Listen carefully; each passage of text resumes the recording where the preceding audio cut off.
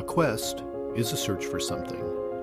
And every week, the Quest podcast will show you how we know what we know through interviews with people that have incredible stories of dedication and perseverance. I'm your host, Todd Fisher. Join me in this thought-provoking and inspiring podcast of discovery. Find us anywhere you listen to podcasts.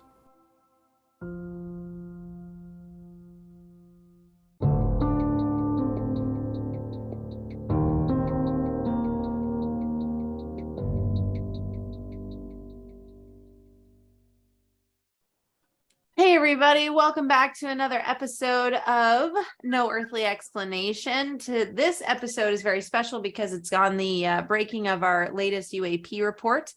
So I am with my amazing partner in crime, Don Schmidt, and we're going to break right into this for you and get right into it. But first, before we do, Don, how you doing? Everything good on your end? Yes, I'm wonderful. We're having a mild winter here in Wisconsin and taking advantage of it. Though no cross country, no downhill, no snowmobiling. It's rather strange here in middle of January and to have temperatures 20 degrees above normal. But no excuse not to get anything done. So let's get on with the show.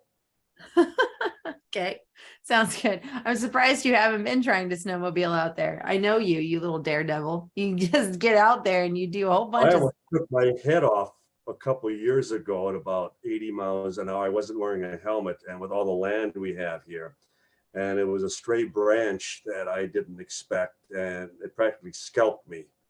But well, I'm glad you're okay. I'm glad you're here. Well, I was more concerned about the branch, but yes, I'm glad too. Boy, you should have seen that branch after you were done with it. Woo! It's a tree on our property, and it's a lot of work to maintain. So, that tree knew better. It shouldn't have jumped out at you. Let me tell you. That's right. So let's get to it, Don. We've got the UAP report of 2022 that has now finally arrived after a much late arrival. It was originally scheduled for last October of 22. Right. And much to no one's expectation that a report that would take all of 10 minutes to read would take them an extra 2 months to produce. But that has been their MO for 75 years. That has been their policy, their attempt to run out the clock, stall for time. And the Office of the Director of National Intelligence, they put out this report, and they acknowledge over 500 cases that they have performed investigation, cursory examination. But there's no explanation as to how they investigated any of these cases. There's no details of any of the reports. There's no investigative methodology described. And then they acknowledge that 366 were mostly mundane. Well, why were they even classified as UAPs, UFOs, if they were just routine, mundane, conventional, prosaic events? So there too, I mean, they're demonstrating that they have no serious involvement, no serious concern about someone else's air traffic invading our airspace. And we also, the listeners have to keep in mind that this was the unclassified report. Right. The classified report went up to Capitol Hill. It went to Congress the day before.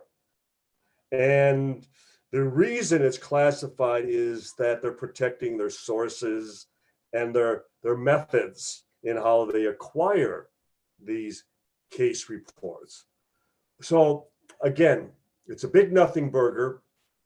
And as I am, I'm sure you're just as surprised.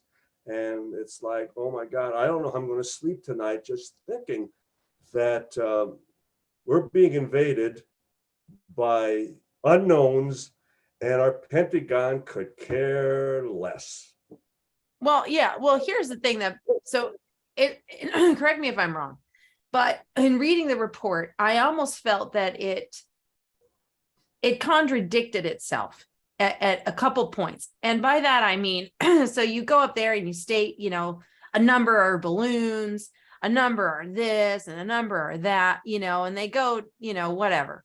And they're saying there's a massive increase, right? And they're focusing on aviation. They're focusing on our pilot reports from military pilot reports. They haven't even tapped into pilot reports from, commercial jets and all these other pilots. I mean, if they did, those numbers would skyrocket. Okay. Yeah. But then and I think it's like page 8 or 9, it's down towards the bottom. It's quoted saying it could potentially, or it's possible. There is no wording like they used to put in priors where it would lead you to believe that, this could be a problem. This might be that's why we're looking into it. What I found interesting was the word "it poses a threat." Mm-hmm. There was no possibly, there was no it might. It was now firmly, it poses a threat in our airspace, right? So they go on to talk about how we've had to have military pilots maneuver and basically swerve around whatever these objects are. Right. Exactly. In invasive movements in the airspace. Now, what bothers me on this is we have pilots coming in with reports on commercial jets with how many people are on board, civilians, quite a few. You can't, right. You can't expect a pilot and his FO flying a commercial 757 to do invasive maneuvers around a UAP. Right. These aren't little jets, a Navy or a military jet. We're talking a commercial plane. So they write this in there, and immediately I'm like, whoa, hold on, flag that. You're telling me it poses a threat. But up top, you're basically saying, well, at this point, we've got a couple numbers that we don't know, but we're not telling you how we're looking into it. Oh, but wait, this does pose a threat because we do have some of our pilots that had to maneuver around these things. Wait, what? Well, they do mention the concern for safety and flight hazards or dealing with potential adversaries. Right. Collection platforms, and partially due to, the reduced stigma that they feel that they finally have created, that there's been this big increase of reports over the last year. And that is partially true. We talked ourselves, Brit, you and I, about the removal of that stigma. Yes. That we can historically demonstrate was created by the very military that has now taken credit that it's no longer, in force. But what I find, also interesting is that half a dozen of the cases were of just ground clutter. Okay. So that's just instrumentation that is just picking up activity on the ground, lights on the ground. Okay. Again, I ask why, when these are things that any trained pilot would immediately recognize, why is it included as part of these UFO case reports? Mm-hmm. It's as though it's intended to demonstrate that this is all conventional. It's all prosaic, nothing to see here. The quote Frank Drebin, the police story on that type of thing. Right. And then you have another 26 that are clearly drones. They talk about that they're unmanned probes. Okay, so you're acknowledging they're drones. Well, drones don't, go to 30,000 feet. I'm sorry. And yet you explain away 26 of them clearly as unmanned aircraft systems, drones. Fine. Again, they're drones. Why are they included in the report? Again, it's a non-starter. It's a non-secular. Shouldn't be there. But to me, Brit, what is the most amazing thing of all of the 500 some cases supposedly investigated, 163 turned out to be balloons. I knew you were going to mention this. Yep. I mean, it's like, my God, 163 of these 500 cases were balloons. And the point being, I suggest any one of our listening audience, the next time you get on a plane, just think that your pilot, your co-pilot, may mistakenly misidentify something as common as a weather balloon as a threat, as a potential alien spacecraft. I mean, it just boggles the mind that it's like, okay, we know you can get away with this. Right. The ignorant, gullible mainstream media who knows next to a kindergarten student on this topic. I can count on one hand the number of reporters that know anything about this subject. So fine, you can always, manipulate and twist, the story, and they will run with it. But what about those of us who know better, who know the history of the phenomenon, who know as far as what the training and the qualifications of pilots happen to be? And this constant fallback that, well, pilots aren't any more experienced than people on the ground. They're not any more trained to know what's in the sky. And I kept getting that from the bunker, James McGaha, as far as he's an amateur astronomer and he's a major in the Air Force. Well, first of all, major, you don't even have a high enough rank that you would be briefed and, have access to anything classified. And then you're telling me that pilots aren't trained. Right. Again, I'm sorry, you're playing as far as footsie with the wrong people. We know what the angle is. We know what the game is, and they're not getting away with it. Well, you know what's funny? So when you mentioned about the balloons, right? So now dealing with the pilot reports that we are coming in and myself personally actually handling these reports, talking to pilots, talking and getting their accounts, talking to air traffic controllers, talking with different personnel that are working at the FAA. And when you have these discussions and then you listen to the playback channels from ATC, okay, and you listen to them, they know when there's weather balloons in the air. They know when the Google balloons are up. Okay. So people aren't aware, but Google has their own balloons that go up as well. And those are like internet type balloons, right? They're energy based. So you can actually open, even if you open up Flight Radar 24 right now, if you open it up and you just spread open your map, you're going to notice that there's like these little dots that pop up, and those dots are those balloons. Precisely. And you'll notice the tracks, and you can tap on it. It'll tell you what the balloon is. It'll tell you who the owner is, how long it's been up there, and it'll show you the pattern and the path, right?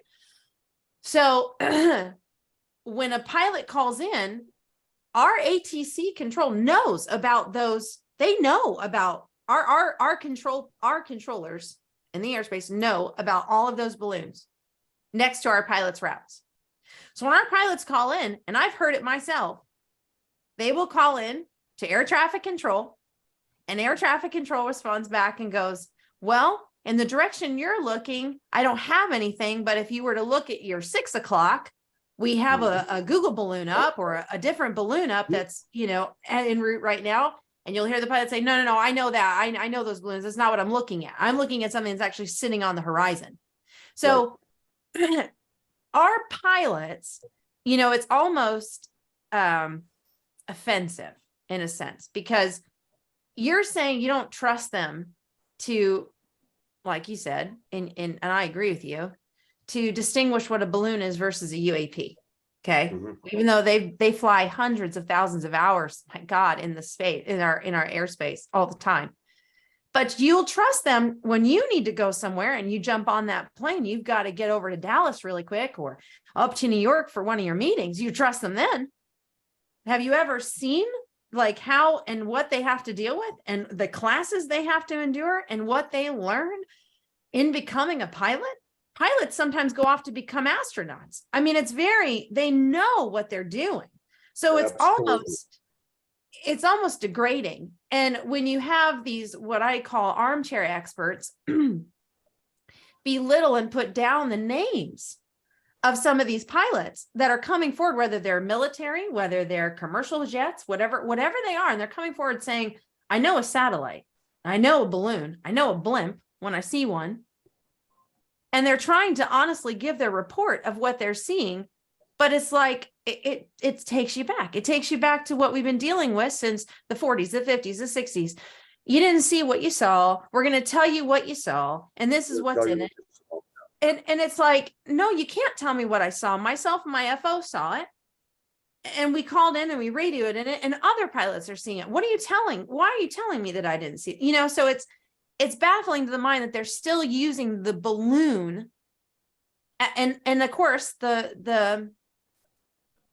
I almost say the nerd geeks that geek out on this, like I do, I'm sure you do, when we wait for these to read to go, we knew this was going to happen. And we wait for those key words in there.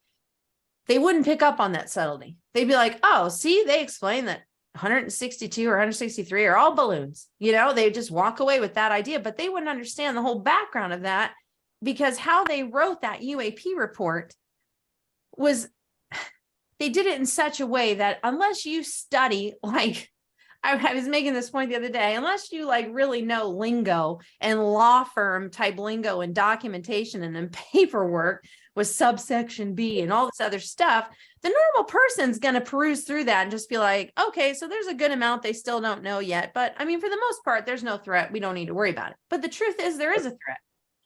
The truth is it does pose a threat. There is stuff happening. They're only focusing on, if you're looking at an anthill, they're only focusing on one of those ants. They're not focusing on all the ants around that anthill. They're just looking at one area right now. It was the Pentagon press secretary, the Air Force, Brigadier General Patrick Ryder, who issued the report. But I want the listeners to pay attention for a moment, because these reports are classically prepared by underlings, by intelligence people who sit all day at a desk with the orders basically to come up with a report that basically does not acknowledge anything, that provides them plausible deniability. These are written by underlings who do not have access to anything classified, so they can't slip, they can't make any mistakes. And the general will then read the report, and he will either sign on to it and say, looks good to me, good job, Captain, just what will serve our purpose. And that's the point. It serves their purpose. Anyone who thinks that they're only trying to help us understand the mission at hand, that they're only hoping that we are patient and tolerant, that they are now finally looking into it when they have been investigating the phenomena for 75 years. I mean, my God, that's like telling the Mayo Clinic, well, we've been working on cancer for 75 years, and give us 75 more and maybe we'll come up with a breakthrough. That's exactly what the Air Force / Pentagon is doing all over again. We need more time. That's what and for the first time, which was also rather laughable, they're concerned about the health aspects. The after effects on the pilots that may suggest that they were exposed to radiation or microwaves or particle beam, photon. I mean, something that may suggest that, yes, indeed, they got too close to something. So they're demonstrating, the mother figure. But we really care about these pilots. We really care that they may have some health ramifications, and we'll take care of them. Well, that also would be a first regarding this subject. Now, quickly, we also have instrument backup. We have sensors, we have lookout sites, we have networks as far as with detection equipment, and then even as far as with radar, you have the flight control centers that are able to distinguish between weather anomaly, anything that's atmospheric, and then if you're talking about either military or commercial, it can distinguish between transponder that send back a specific radar radio frequency that enables the flight control centers to track them specifically.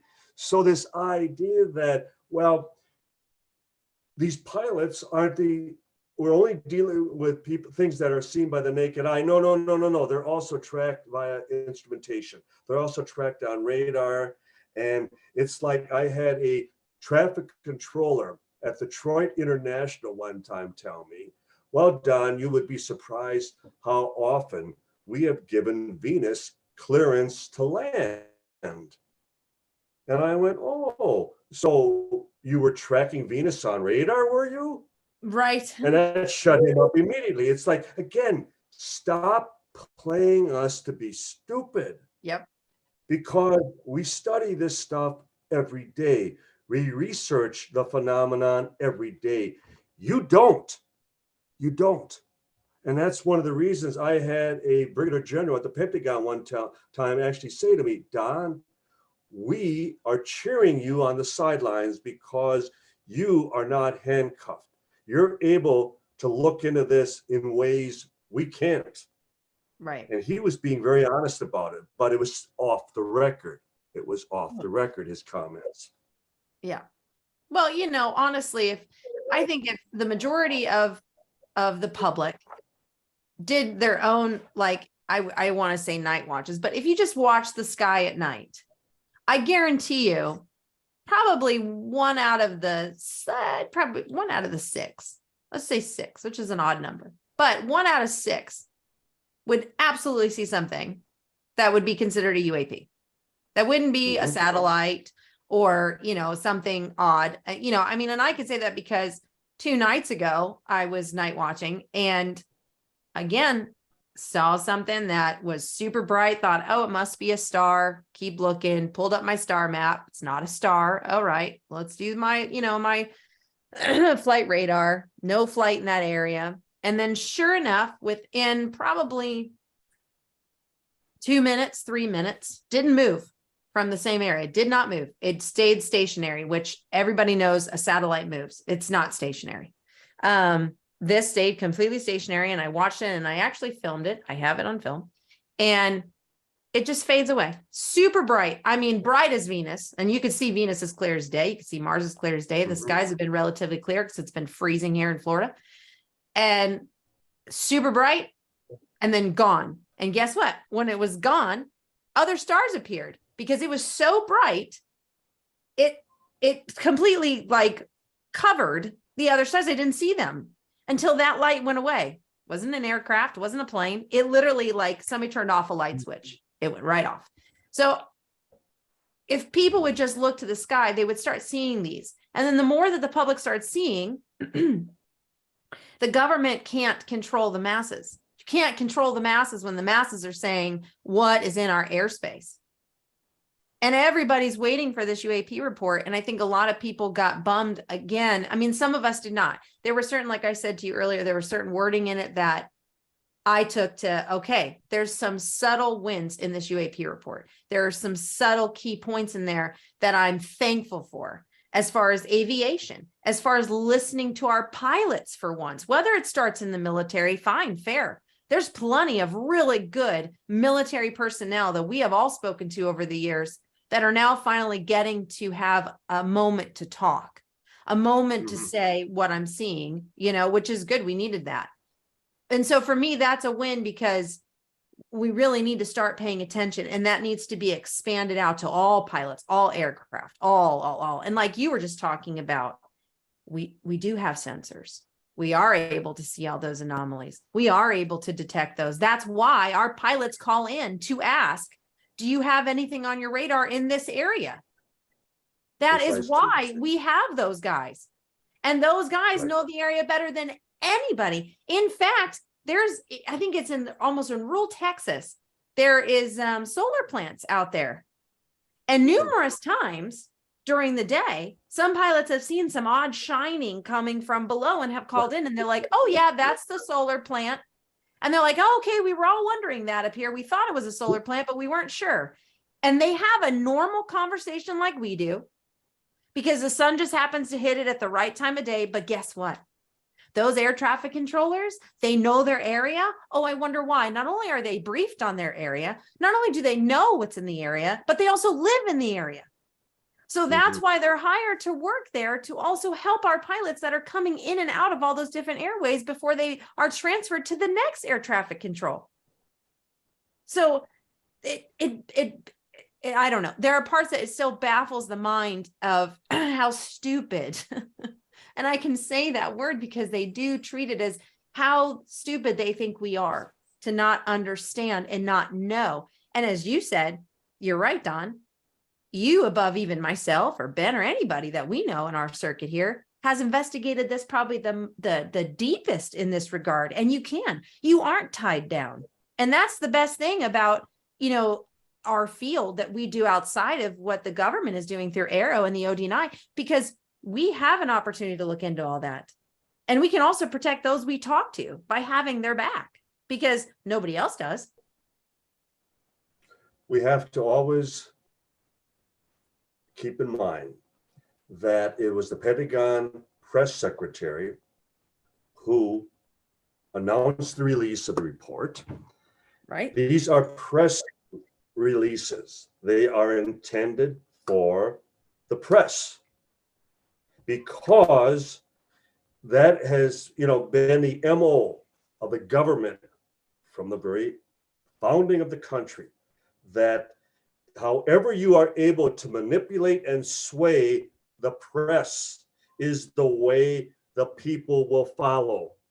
And as a result, it's worded in such a way that, again, with the willing accomplices of the mainstream media, as they have been on this subject since 1947, that they then take the report, they dissect, they edit, they pull out certain quotes here and there, and they spoon feed the information to the public.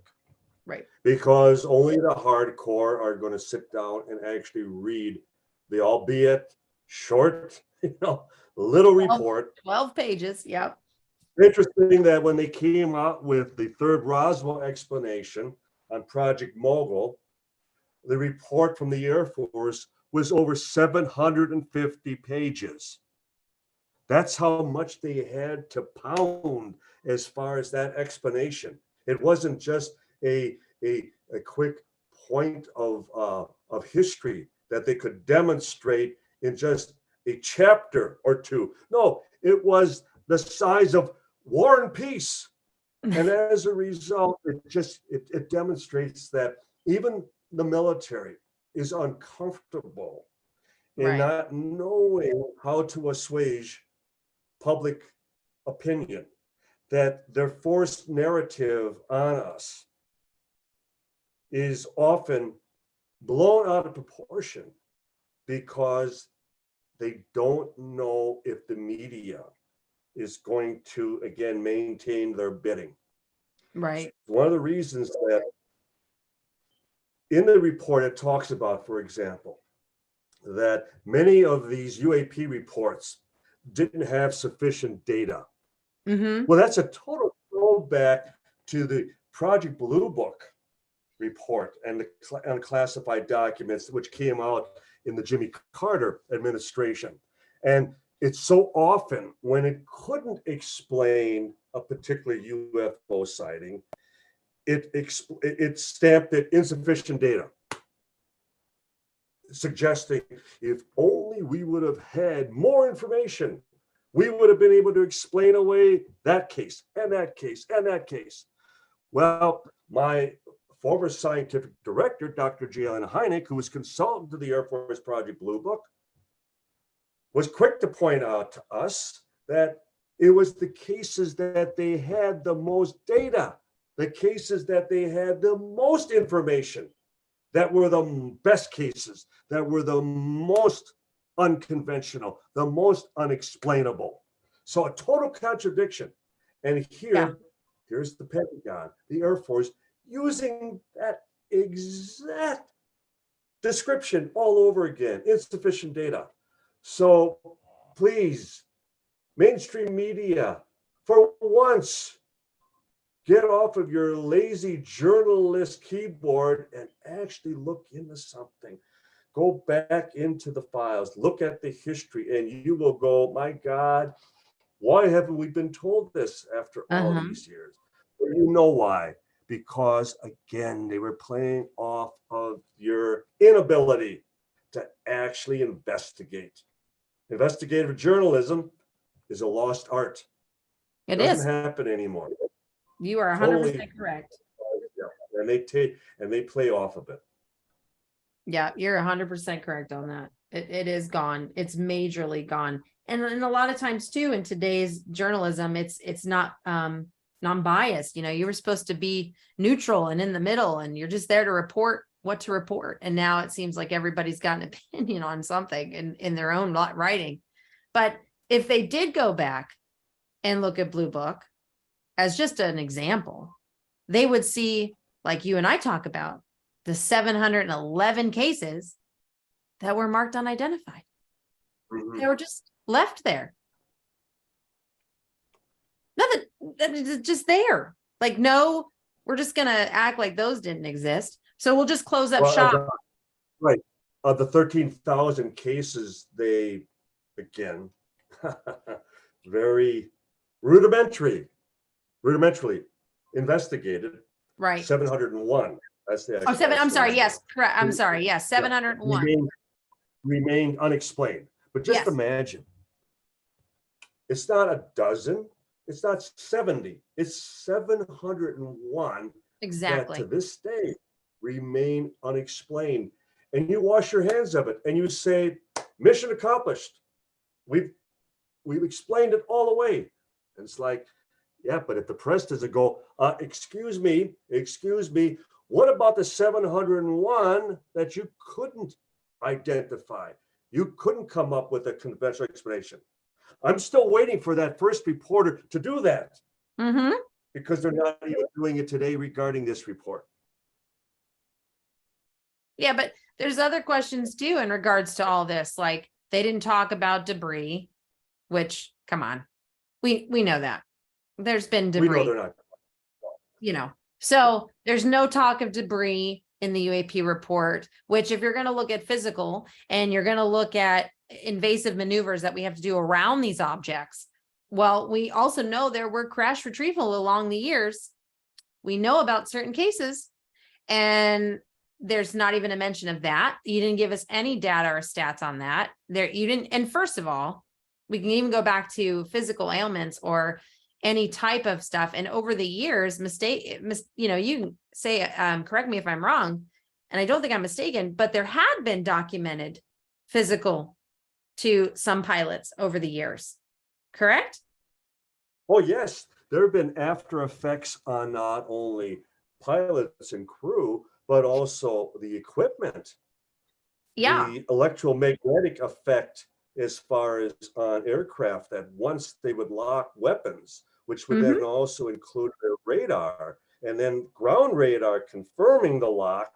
And the moment they would have a fix that they were about to open fire, that they would lose all power, that the plane would become disabled, all instrumentation, and until they would sweep away from the unknown, would they regain control, power back to the aircraft. So these are documented cases because they're observed not only from the pilot and crew themselves, but also from the ground. And like terrain Iran that happened in September of 1976. Clearly a case of electromagnetic effect. And there has to be a stimulus. There has to be a source of that electromagnetic interference. And it's like, well, we acknowledge that the plane became disabled. We just won't acknowledge the chicken. We acknowledge the egg, but not the chicken. Yeah, that's it. And again, the press in their woeful ignorance never raise their hand and go, wait a minute, may I ask a question? Because they want to make it easy for themselves. It's almost like law enforcement. And I hate to put it this way. Too often, and I personally have observed, where they will take the easy way out in a particular investigation on a case. Because if they don't have a legitimate suspect, if they don't have a legitimate resolution to a crime, they often will fall back on the easiest equation of 2 + 2. Yeah. Instead of, we have hundreds of leads to follow up on, and this case is going to take months instead of days. So unfortunately, it's human nature.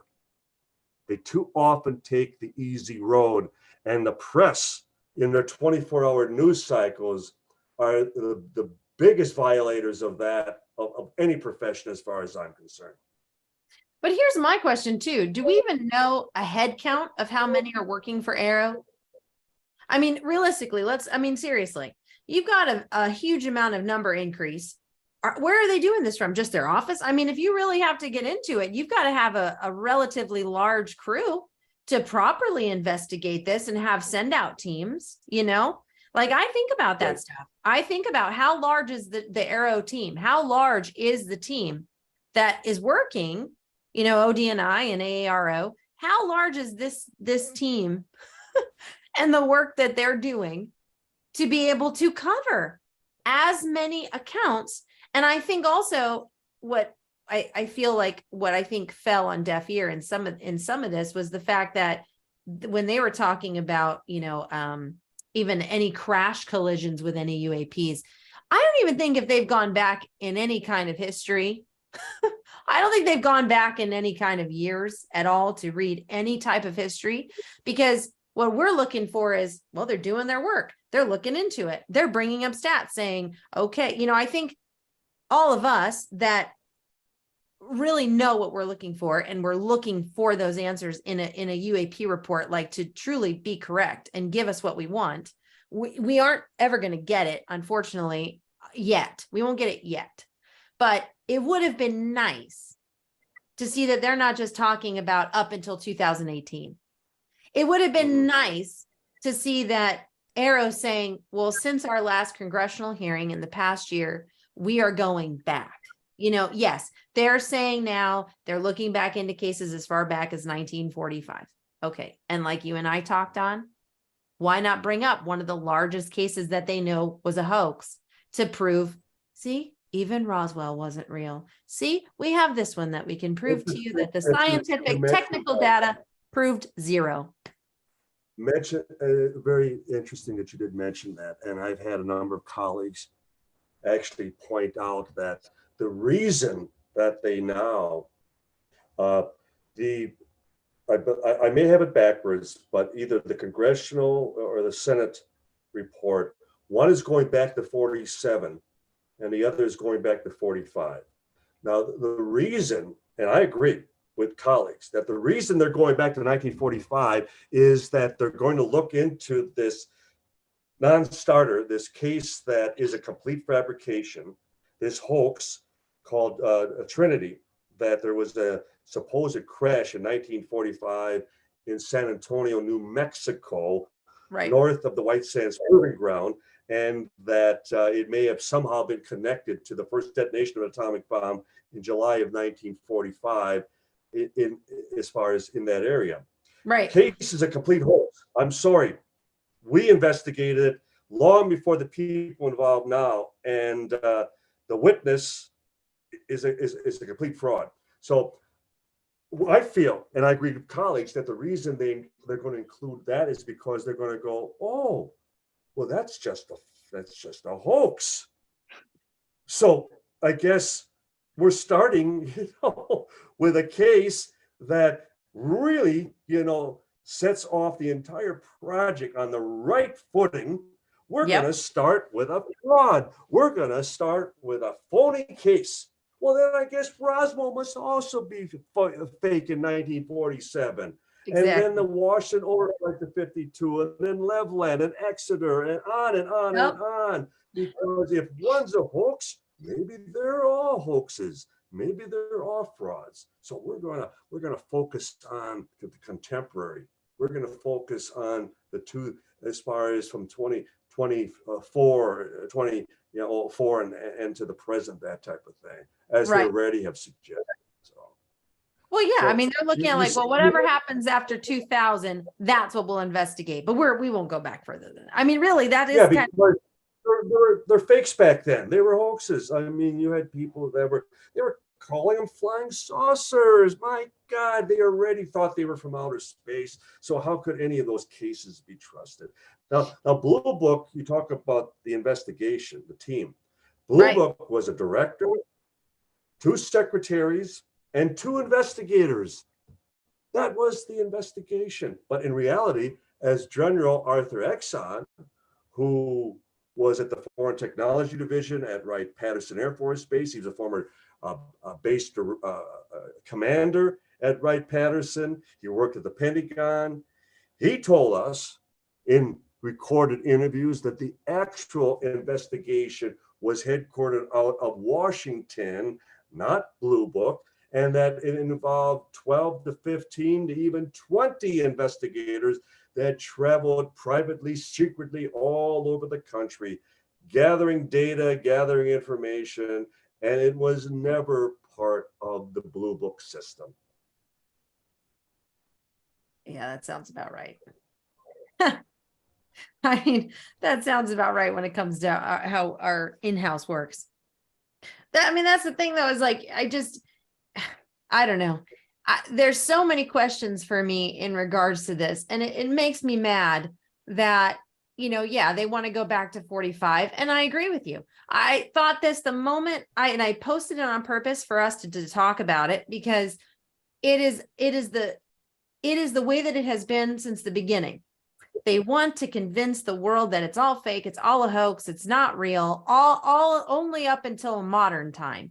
You can't negate history. You cannot remove our history. Without our history, you wouldn't be having Arrow today. You wouldn't be having the investigation today and allowing half of our military personnel from Navy and the United States Air Force to look into this.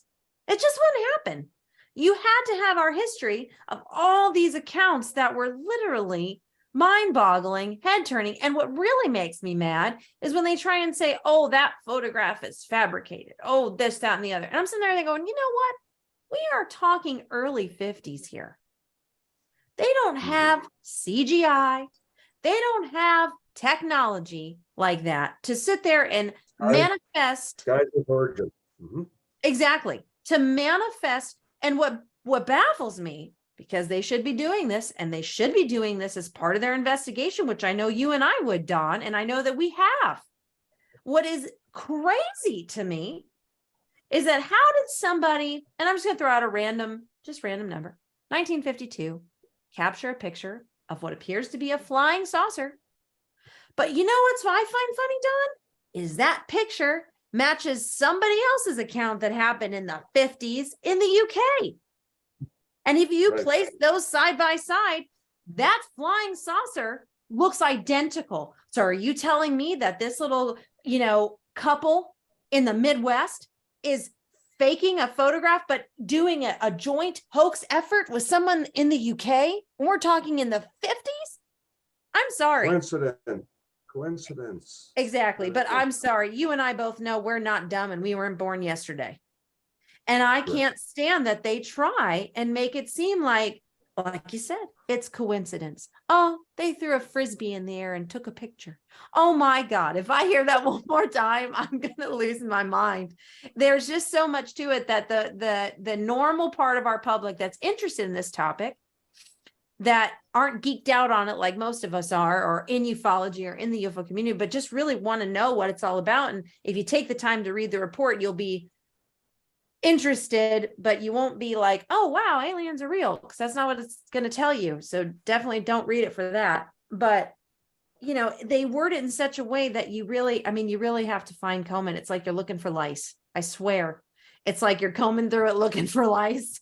You're looking for that answer on that comb, and you're just like, golly Moses, this is just frustrating. I really hope to God that the second congressional hearing is better.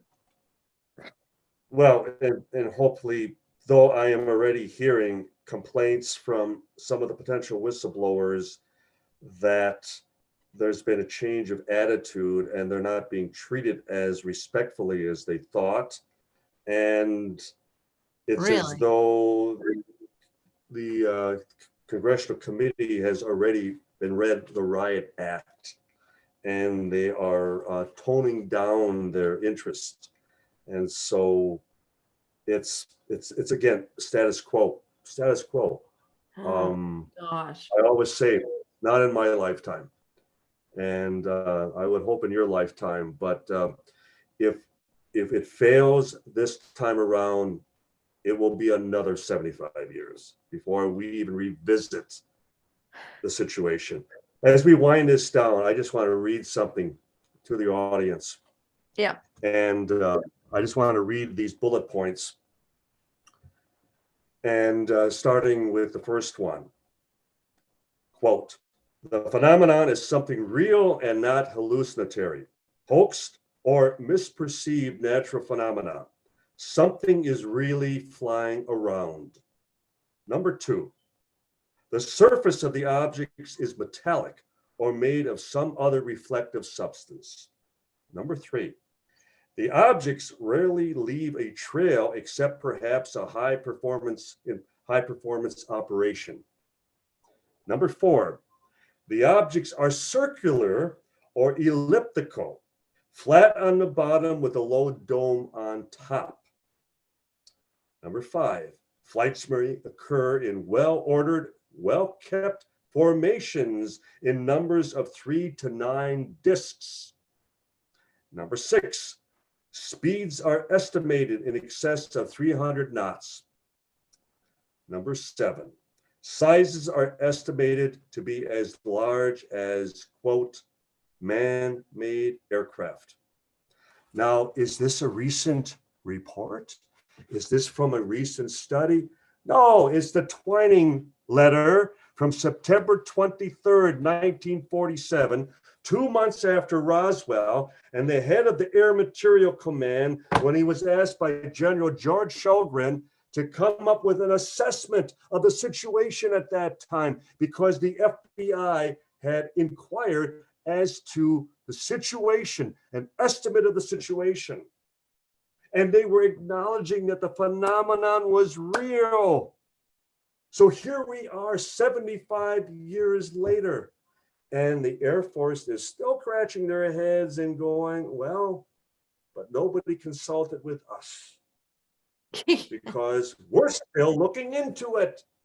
And most of them are weather balloons. Well, the point being, they knew back in 1947 that they were dealing with someone else's hardware, someone else's aircraft, which was flying through our airspace with total impunity. And it wasn't ours. And I can assure it wasn't Russia, which was half destroyed from the Nazi Germany just 2 years before. China was a third world country, and they didn't even have a plane to their name back then. And satellite technology wasn't even an afterthought at that time. So we knew 75 years ago, we were dealing with nuts and bolts. We were dealing with hardware. And how sad that once again, we're dealing with a media that I'm surprised they know how to find their way to their newsrooms each morning. Because a story that to you and me, Brit, is the biggest story of the millennium. And to them, it's a big yawn, only because the government tells them. It provides them with their daily marching orders. And how sad that a profession that at one time served as our watchers at the gate, they protected us from the government. They uncovered government, as far as corruption and illegalities. Now, as I've been using the term throughout the show, they are willing accomplices. They go along to get along. And how sad that if we don't police the skies and what's going on, don't expect the answers to come from Washington. They won't. They never have. Nope. I agree. Well, what baffles me too, in my ending note, is the whole statement of it's Russia, it's Chinese, it's whatever. I would be all for that if Russia and Chinese weren't coming out saying, can anyone explain what we're getting in our airspace? And we have our own investigative teams looking into our own UAP reports, or Italy, or Mexico, or Canada, or Australia, and the Netherlands. Do you want me to keep going? They all have their own investigative teams in different sectors of the government looking into these things. So you can't always point fingers when they too are saying, can someone help? We don't know what we're looking at here. Is this a new tech from another country? I mean, are you kidding me right now? So it baffles me that still even pops up. Now, I didn't notice that in this UAP report, which was good, but it baffles me that still even comes up in a conversation when it's brought up. Well, we just don't know. Are you sure you don't know? Because I'm pretty sure they have their own investigative teams looking into it too, and they're asking questions. Why don't you talk to Italy about the one that took down one of their helicopters years ago? Why don't you talk to these individuals and work together as a whole to figure out what this phenomenon is? Because it's in all of our airspace. And this is it poses a threat to everyone. So we really should be working together. And it seems like other countries have been asking for assistance or working together. So I have a lot of problems with that, in my own opinion. And I think if people did a little digging and research into it, they would notice that too. I mean, correct me if I'm wrong, Don, but have you not noticed that or seen that? Oh, absolutely. And we both assure our audience that we will stay on top of this, that we continue to monitor not only the situation in Washington, not only the situation in the skies, but also in preserving the history, because we can demonstrate 75 years of subterfuge, of deception, and it's not going to end anytime soon. There's too much culpability. Too many people have been threatened into submission. They have had their lives ruined. People have died for nothing more than speaking out on this subject. And we could do a whole show about the liquidation of people who got too close to the truth regarding UFOs. That's a thought. But we want the audience, again, to be rest assured that this is only the beginning, that we still have much work to perform.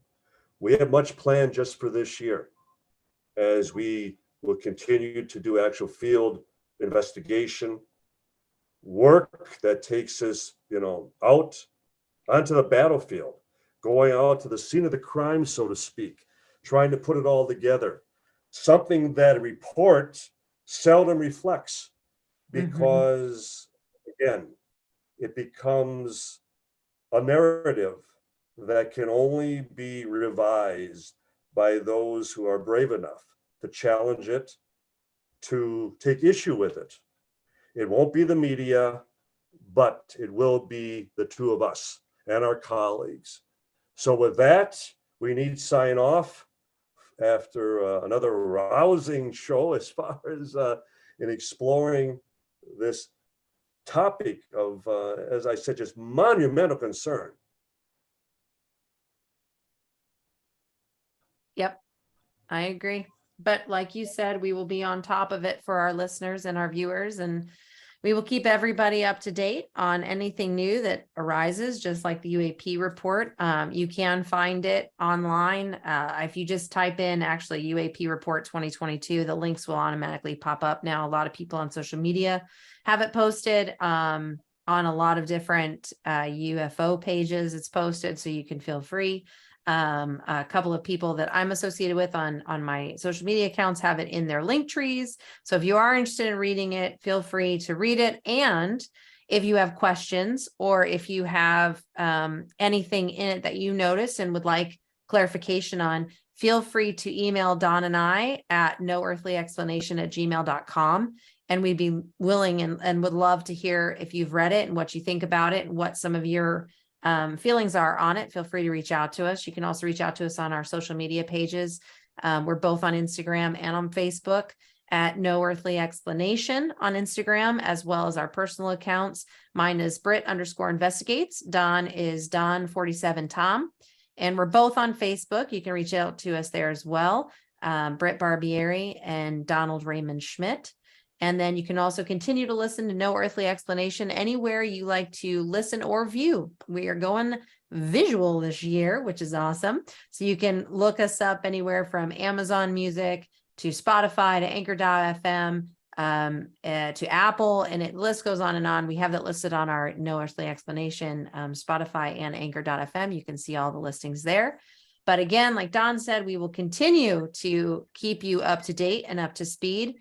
And in closing, during this time, during the past week, Don, I'm sure you've seen, I just want, on behalf of No Earthly Explanation, to extend our condolences and our thoughts and prayers to the family of the Presleys right now, as they have lost Lisa Marie Presley earlier this week.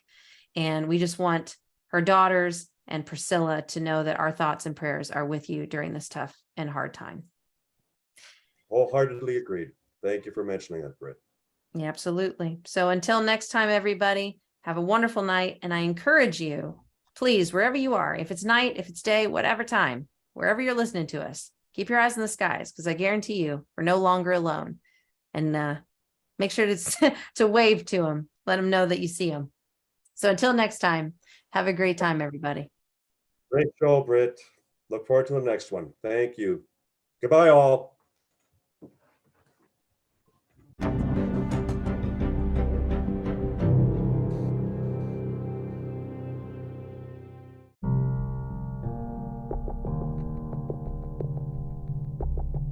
Hi everyone, I'm Todd Fisher, the host of the Cult Following podcast. Cult Following is a podcast that studies the personalities and common traits of cult leaders and their followers. Get the real story behind these infamous and oftentimes tragic cults from a new perspective through exhaustive research and from interviews with people that were there. Available anywhere you listen to podcasts. Thank you for listening to this podcast. Please be sure to rate and review this episode. This podcast is produced by Todd Fisher and Anthony Smith and is distributed by Metacortex Publishing. This podcast is copyright. Any previously trademarked or copyright content is used by permission. Information and opinions stated in this podcast should not be construed as medical advice. Please be sure and visit the official website for Metacortex Publishing at metacortexpublishing.com or find us on social media for other unique content.